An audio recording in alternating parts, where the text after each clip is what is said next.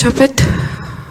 Բերլինում պանելային քննարկման ժամանակ Ադրբեջանի դեսպանը ձեզ հարց ուղղեց, թե երբ է Հայաստանը փոխելու սահմանադրությունը, դա անվանելով վերջին խոչընդոտը խաղաղության կնքման ճանապարհին։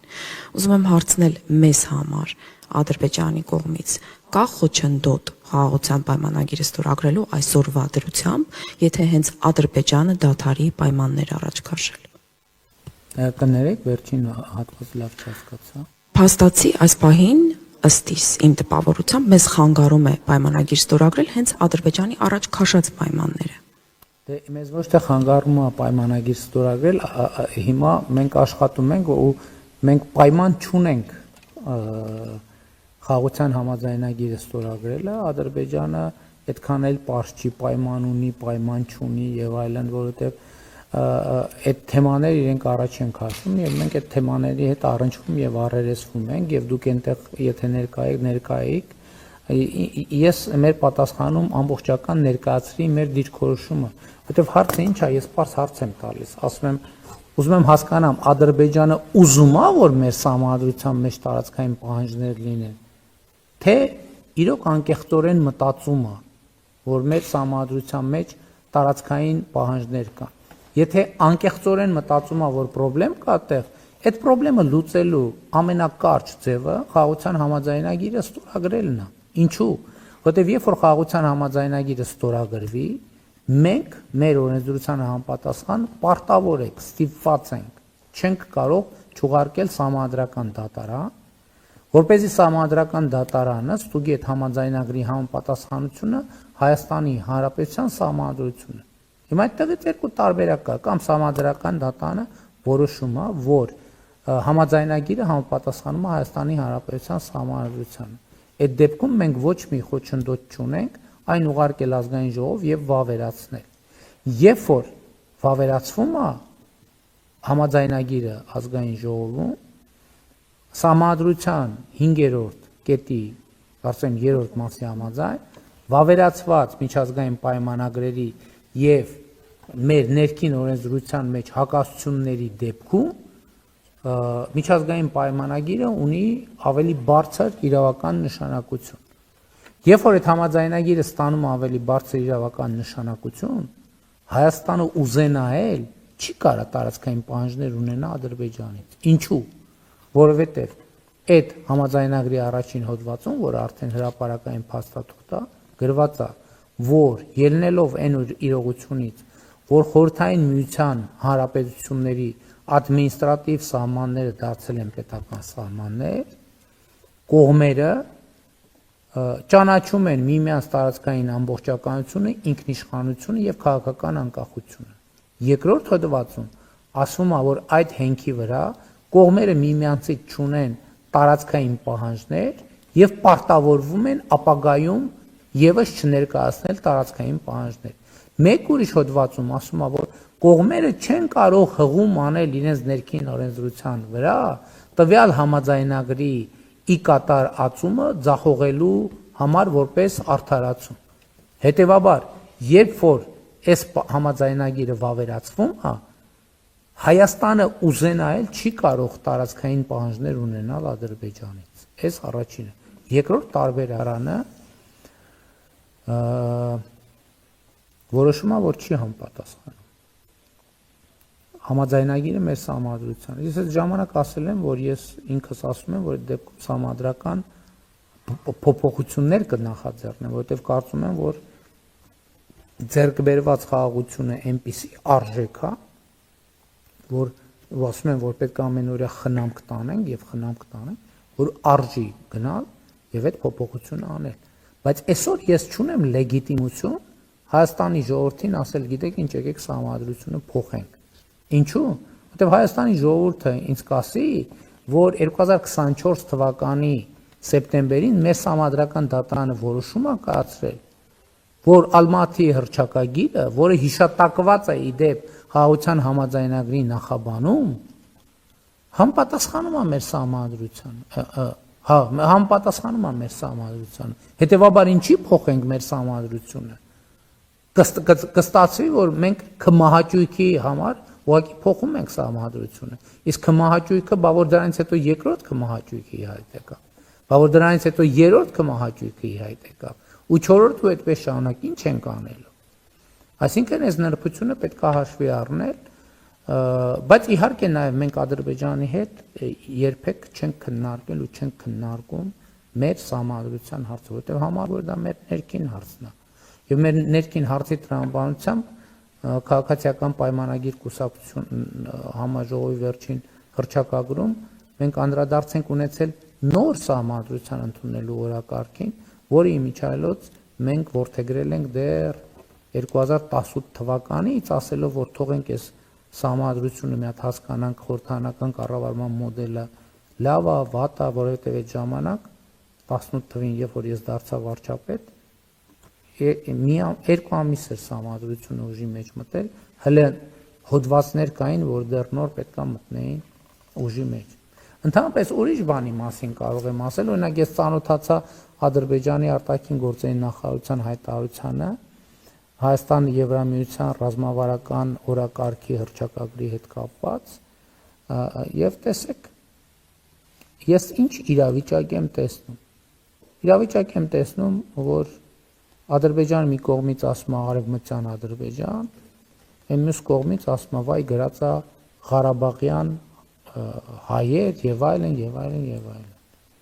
Ես 2025 թվականի իմ ուղերձում ներողություն 25 թվականի օգոստոսի 18-ին, օգոստոսի 8-ին հաջորդած իմ ուղերձում ես ասել եմ, որ այդ վերադարձի թեման շատ վտանգավոր թեմա է։ Եվ ես հիմա ուզում եմ բաց հրապարակային Ադրբեջանին անել առաջարկ, որովհետև այդ թեմաներով ինչքանով իրանք խնդիր ունեն, մենք էլ խնդիր ունենք։ Ես առաջարկում եմ, որ մենք համատեղ ընդունենք ճանապարհային քարտեզ, այս երկու թեմաները զուգահեռ փակելու ուղղությամբ։ Որտեւ ես արդեն ասել եմ բաց հրապարակային, ես մեր Ղարաբաղի ժողովրդին էլ եմ ասել, որովհետեւ ասում են, բա պիտի վերադառնանք, ես ասել եմ դա իրատեսական չի։ Մենք այսօր մեծ ծրագրեր ենք անում, իմիջայլոց ասեմ, որ ասում են, այ պետական պարտքը ավելացել է, այս նորը ազգային ժողովում առիթ ունեցա ասելու։ Երկու ուղղություն կա պետական պարտքի ավելացման։ Մեկը զինտեխնիկա, սպառազինության եւ տեխնիկայի գնումը, պաշտպանական կապիտալ ծախսերը, երկրորդը Լեռնային Ղարաբաղից տեղահանված մեր ժողովրդի կարիքները, որովհետեւ երկուսն էլ մեզ համար մեծ ու միանգամից անհրաժեշտ ծախս է։ Մենք այդքան ծախսը անում ենք, որ մարդիկ մնան Հայաստանում։ Որովհետեւ եթե մենք շարունակենք վերադարձի օրակարգը, այդ նշանակում է մենք նորից սկսենք Ղարաբաղյան շարժումը։ Ես ասել եմ, որ մենք պետք է չշարունակենք Ղարաբաղյան շարժումը։ Հիմա Ղարաբաղյան շարժումը ավարտվել է եւ ինքս իրան սկսելու փորձերը օգտակար չեն։ Բայց մյուս կողմից Հայաստանում էլ տեսնում են, որ Ադրբեջանը օգտագործում է անդադ արևմտյան Ադրբեջան, ինչ որ անհասկանալի տերմինաբանություն։ Հիմա պետք է հասկանալ, որի պատճառն է, որը պատճառ է եւ որը հետևանք է։ Բայց ես ասում եմ, ուղիղ առաջարկ եմ անում, հույս ունեմ այս առաջարկը կթարգմանվի, որպեսզի տեղ հասնի, ես ասում եմ, եկեք, նստենք, միջոցառումների ճանապարհային քարտեզ մշակենք, ոնց ենք այդ թեման հանում, որովհետեւ այդ թեման հանելը նշանակում է երկարաժամկետ ռազմավարական առումով ընդհանրապես բացառել որևէ կոնֆլիկտային իրավիճակ։ Ես գիտեմ, որ դա ցավոտ թեմա է, բայց ես քանի որ արդեն ուղերձում ասել եմ դա, ես դա չի կարա ուղղակի շարունակություն չունենա։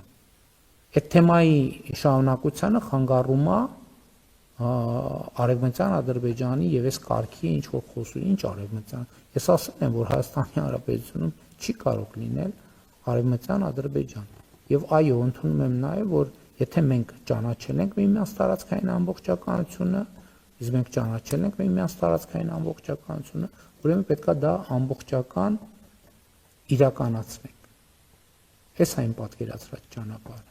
Բայց էլի մեկը ասում եմ, գիտեք ինչ, էլի թեմաներ կան, բազմաթիվ թեմաներ կան։ Ես պետքա մի բան արձանագրենք, որ ինքը հայ խաղաղությունը իրադարձություն է, բայց ինքը առանձին վերցրած մի իրադարձություն չի։ Ինքը գործընթաց է, որտեղ ինքը պետք է անդադ զարգանա։ Ընդ որում ինքը պետք է չկանգնի, որովհետև երբ որ լճացավ խաղաղության գործընթացը, ինքը ռիսկեր է վերելու։ Ինքը պետք է անընդհատ զարգանա, այո, վերածվի եւ տրանսֆորմացվի տնտեսական համագործակցության, տնտեսական հարաբերությունների եւ նաեւ այդ է պատճառը, որ ես ուրախանում եմ, որ տնտեսությունը քաղաքականությանը վազանցում է, որովհետեւ տնտեսությունը իր տրամաբանությունն է վերելու։ Մարդիկ ի վերջո գալու է եւ եկել է այդ պահը, որ ի վերջո երկու կառավարություններին ասել են թողեք հանգիստ ապրենք։ Հերիքա վերքերը փորել։ Հերիքա անդադ վերքերի վրա աղ լցնել։ Պետքա մի օր ավարտվի այդ ամեն ինչ։ Եվ այդ ժամանակը հիմա է։ Այդ ավարտը արձանագրվել է, ավարտի քաղաքական կամքը արձանագրվել է եւ պետք չի անընդհատ վերքերը նայում եմ խորհրդակցություն են արել, ասում են վերնագիր պես ամենը Ղարաբաղյան բանը Ղարաբաղի հարցը լուծված չի։ Հայաստանում ինչ որ քննարկում է տեղի ունենում։ Ինչ որ միտեղ։ Հիմա դա նաև ադրբեջանցիներն են տեսնում եւ հետեւուց դե արի մի կողմից ասում են, որ լսում են, որ մեր ընդդիմությունն Հայաստանում բռնաճնշումներ է, բռնապետություն է, Ադրբեջանն ասում է՝ մի րոպե, այսքան բռնապետություն է, բա ինչի կառավարությունը այդ բաները չի արգելում։ Հա, ուրեմն իրանք թաքնված օրակարգ ունեն, ուրեմն իրական է, որ ասում են Ղարաբաղի շարժումը ավարտել, մի կողմից ասում են ավարտել, մյուս կողմից էլ ասում են գնացեք քննարկումներ արեք եւ այլն եւ այսպես շարունակ։ Մենք էլ մեր հերթին ասում ենք, մի րոպե, էս ի՞նչ է։ Ադրբեջանի կառավարությունը կամ նախագահի նստավայրը ինչ է ֆինանսավորում արևմտյան Ադրբեջանի հետ կապված ինչ-որ միջոցառումներ, խոսույթներ եւ այլն եւ այսպես շարունակ։ Այս հարցը պետք է լուծվի։ Այս հարցը երկում պետք է լուծվի եւ մենք մեր ժողովուրդներին հանգիստ ապրելու շանս պետք է տանք։ Այդ որ Ղարաբաղի հարցը չի լուծվել, դա ի՞նչ է նշանակում։ Այդ ի՞նչ է նշանակում։ Այդ մարդիկ ինձ ասում են, բան արիք տարակ, բան մի հատ էլ 7000 իրանց թվեր են հորինում 7000 երիտասարդի բանը կյանքը 1000 ներողություն եմ խնդրում իրանք այդպես գլուխը կերակ, բայց որ Ղարաբաղի հարցը չի լուծվել։ Ինչ է առաջարկում, այսինքն դա ինչ է նշանակում։ Որ Ղարաբաղի հարցը չի լուծվել, բա ինչ է լինելու։ Բա ինչի եք մեղադրում, որ բան արինք։ Զոհերի համար ինչի եք մեղադրում։ Ղարաբաղի հարցի շարունակություն նշանակում է նոր պատերազմ, նոր զոհեր, նոր զրկանքներ, նոր շրջափակում եւ այլն իր անկանխատեսելի հետևանքով։ Նրանք ովքեր ասում են Ղարաբաղի հարցը չի լուծվել, ասում են, որ Հայաստանը պետք է նոր պատերազմ անի։ Բայց երբ որ իրանք ասում են Հայաստանում կան ուժեր, որոնք ասում են նոր պատերազմ պետք է անի Հայաստանը, Ադրբեջանն ասում է, ուրեմն ռազմական բյուջեները պետք է ավելացնենք, ուրեմն արևմտյան Ադրբեջանի խոսույթ պետք է որդեգրենք։ Այսինքն այս ամեն ինչը պարզ է, ասենց մանրամասն պետք է բացատրենք։ Ես զերծ էի մնում ասենց բացատրություններից, չնայած հիմա ինչի էի զերծ մնում։ Պետք է պարզ թափանցիկ ամեն ինչի մասին խոսալ, որ մարդիկ հասկանան ինչի մասին է։ Նրանք ովքեր ասում են, որ Ղարաբաղի հարցը լուծված չի, նրանք ասում են, որ նոր պատերազմ պետք։ Ընդ որում ոչ թե կանխատեսում ասում են նոր պատերազմ է պետք։ Նոր պատերազմ է պետք։ Եվ այո, կներեք, եւ այս ֆոնին ես ասում եմ, բա մյուս կողմից էլ ասում են Ղարաբաղը տվեց, այդ արեց, հետո էլ ասում են, բա զոհեր եղավ։ Բա ինչի համար են եղել, դա ինչի արտահայտությունն է, որ մենք այդ գաղափարին այնքան նվիրված ենք եղել, որ ամեն ինչի գնացել ենք հանուն Ղարաբաղի, ամեն ինչի գնացել ենք, բայց այդ ճանապարհին մեր աչքերը բացվել են, մենք շատ բան ենք հասկացել, որ չենք հասկանում։ Ընդ որում ստեղ բանի խնդիր չի, ստեղ սոցիալ հոգեբանության խնդիր է։ Եվ այդ սոցիալ հոգեբանություն, այդ իմացածն է, որ մենք այսօր արտահայտում ենք իրական Հայաստանի գաղափարախոսության մեջ։ Այդ ամեն ինչը մեր ձեռք բերած գիտելիքն է, որը մենք ձևակերպել ենք Այդ իմիջայլոց ասեմ ձեզ, այդ տենց անընդհատ շատ կարևոր է, որ մեր մոտ այդ ավանդույթը չկա, որ մեր պատմական փորձը դարձնենք քաղաքական միտք, քաղաքական ձևակերպում, քաղաքական տեքստ, որպեսզի մենք ի վերջո հասկանանք, լավ, ինչն ենք, ինչը այն չենք անում, որ անընդհատ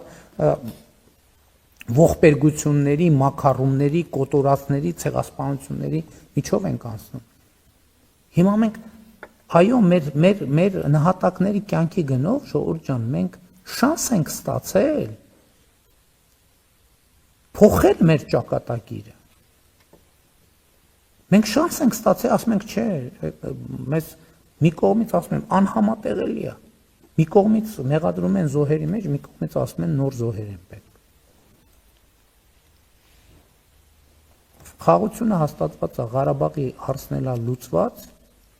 բոլոր հարցերն էլ լուծված է։ Ղարաբաղի հարցն էլ լուծված, Ադրբեջանի հարցն էլ լուծված, Հայաստանի հարցն էլ լուծված, տարածաշրջանի հարցն էլ լուծված, տրանսպորտային